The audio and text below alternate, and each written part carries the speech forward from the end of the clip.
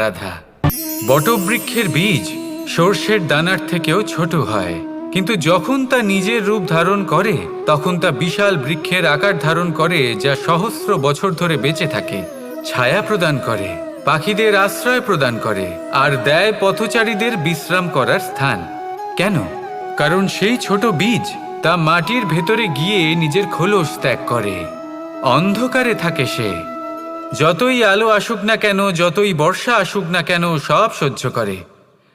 আর তারপরে একটা চারা গাছ অঙ্কুরিত হয়, তারপর ধীর গতিতে একটা বিশাল বৃক্ষতে পরিণত হয়। দেখুন, জীবনে কঠিন সময় আসে, এই জন্য নয় যে আপনি হার মেনে নেবেন, এই জন্য আসে যাতে আপনি ভবিষ্যৎ নির্মাণের জন্য নিজেকে তৈরি করতে পারেন।